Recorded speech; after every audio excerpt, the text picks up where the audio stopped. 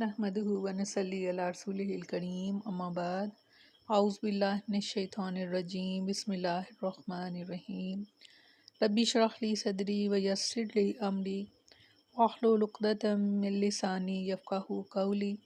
अस्सलामु अलैकुम व रहमतुल्लाहि व बरकातुहू। कैसे हैं आप सब? इंशाअल्लाह खैर वाफ़ियत से होंगे। अल्लाह ताला आप सबको अपने हिफ्ज़-ओ-अमान में रखे, आमीन सुम्मा आमीन। 13वां पारा सूरह यूसुफ, आयत नंबर 107-108। लफ्ज़ी तर्जमा। अफ़ आमिनु, क्या वो बेखौफ हो गए हैं अन ये के तातियाहुम, आए उनके पार गाशियातन, छा जाने वाली आफत, मिन अज़ाबिल्लाहि, अल्लाह के अज़ाब से, औ या तातियाहुम, आ जाए उनके पास साअतु, क़यामत, बग़ततन, अचानक, अहम, और वो ला यशउरून, और वो उसकी खबर भी ना हो।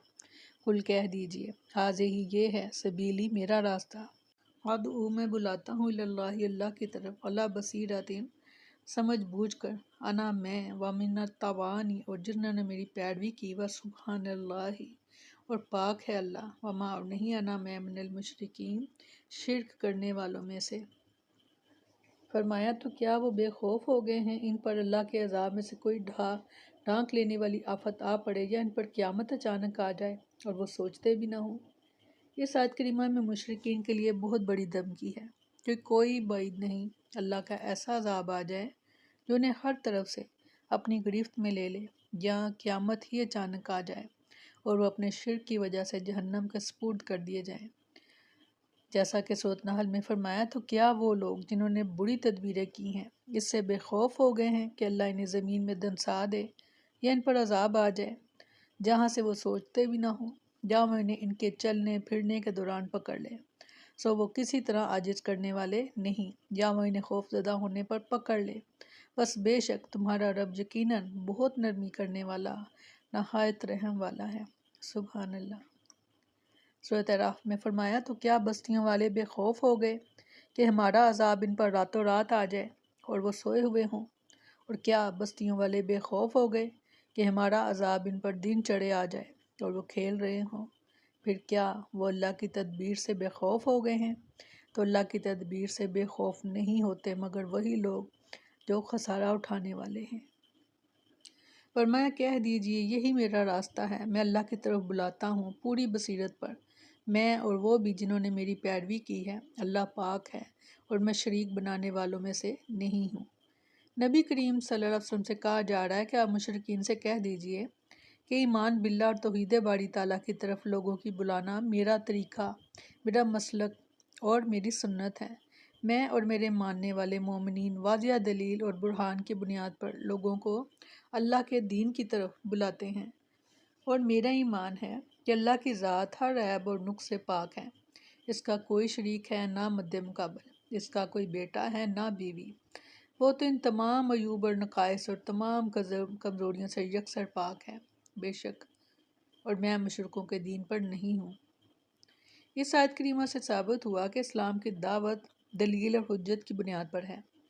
कुरान करीम ने इसकी तालीम दी है कि नबी करीम सल्लल्लाहु अलैहि वसल्लम और सहाबा कराम रज़ियल्लाहु अन्हुम इसी मनहज पर कायम थे और उन्होंने लोगों को दलाइल के ज़रिए कायल करने की कोशिश की।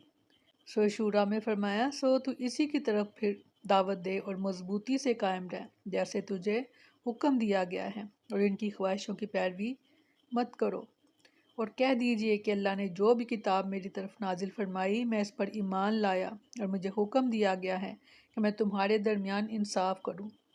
अल्लाह ही हमारा रब और तुम्हारा रब है, हमारे लिए हमारे अमाल और तुम्हारे लिए तुम्हारे अमाल।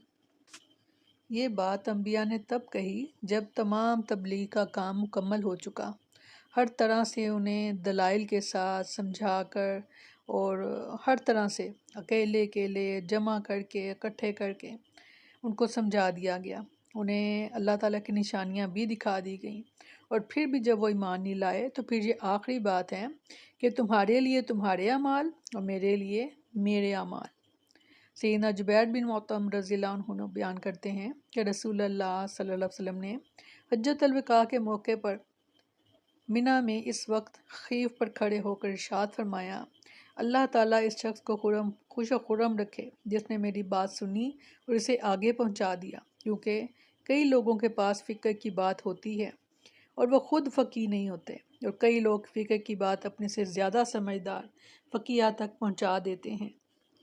3 چیزیں ایسی ہیں کہ جن میں مومن کا دل خیانت نہیں کرتا، وہ یہ کہ عمل کو اللہ کے لیے خلوص کے ساتھ ادا کرنا، مسلمانوں کے سربراہوں سے خیر خواہی کرنا اور ان کی جماعت میں بہرحال شامل رہنا، کیونکہ ان کی دعوت ان سب کو محیط ہوتی ہے، جیسے ایک دیوار ان کا احاطہ کرتی ہے، اسی طرح ان کی دعوت جو دعوت اسلام ہے وہ بھی ان سب کا احاطہ کیے ہوئے ہیں اور انہیں فرقہ بندی سے محفوظ رکھتی ہے، اس لیے ان کی جماعت کے ساتھ مل کر رہنا اشد ضروری ہے۔